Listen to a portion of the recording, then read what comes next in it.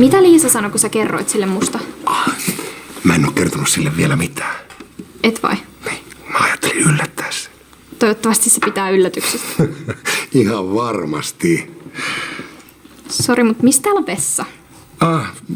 Se on tuossa eteisessä.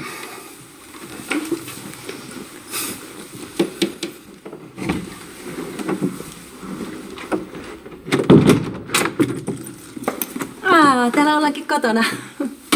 No ollaan. Ja vielä 2 kappaleen. Tässä sattui sellainen eriskummallinen juttu, jonka vain sinä voit ratkaista. Mistä sä nyt puhut? Eräästä nuoresta tytöstä, joka saattaa olla sulle tuttu vuosien takaa.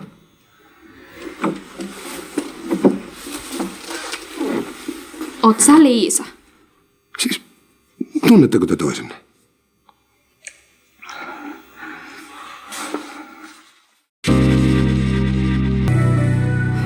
Mistä ihmeestä sä oikein luulet, että me tunnettais toisemme? Koska Siru on sun veljestytär ja etsimässä täällä Elsa mummoaan. Vaikka valitettavasti vähän liian myöhään. Niin, tai sitten jollain on pikkusen liian vilkas mielikuvitus. Ehkä, mutta ei kuitenkaan yhtä vilkas kuin ihmisellä, joka haluaa... Ei, mutta nyt mä muistan sut.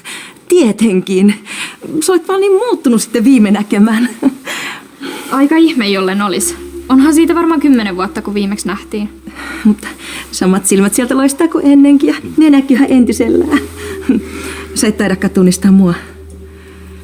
Kai sitä ihminen muuttuu vuosien aikana, vaikka sitä oikein itse uskoskaan. Mut hei, aivan ihana nähdä sua pitkästä aikaa.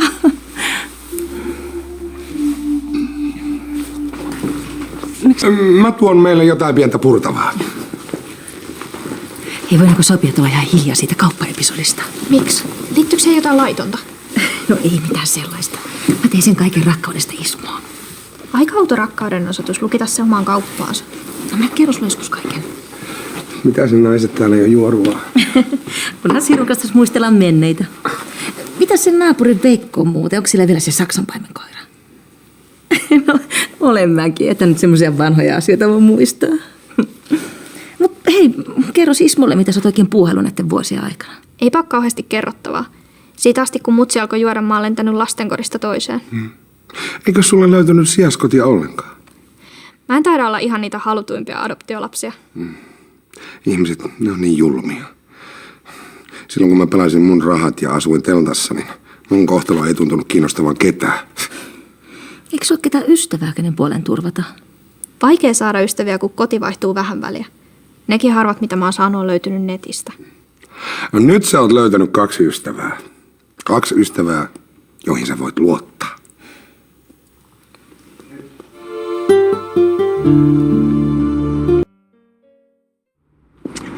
On se Siru vaan tomera tyttö. Tollaisten kokemusten jälkeen moni olisi hairahtunut kaidalta polulta ja päätynyt rikosten teille. No kyllähän se Sirukin tavallaan hairahti. Lukit sä meidät sinne kauppaan? No se nyt oli vaan sellainen pikkunen kepponen. Hei Liisa, mitä sanoisit, jos mä kutsusin Sirun meille syömään tässä lähiaikoina? No se Siru itse haluaa tulla. No se tyttörukka on kokenut niin paljon pettymyksiä tässä elämässä, että pieni kädenojennus meiltä varmasti vaan ilahduttaisi sitä. No. Niin.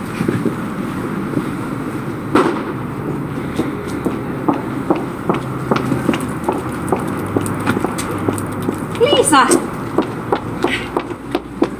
Moi. No mitä nyt? Ei kai vaan rakkausvuotipuksun kanssa jo säröille. Meillä meni Ismun kanssa paremmin kuin koskaan, niin eiköhän jostain paikalle tupsara tämmönen Liisa Toivion veljen tytär. No on se nyt kumma, kun joka paikasta puskee esiin milloin poikaa ja milloin jotain veljen tyttöä. Sitä typykästä on pelkästään harmia. Pitää koko ajan varoa mun sanomisiani. Sun täytyy päästä siitä eroon. Ja mahdollisimman pian.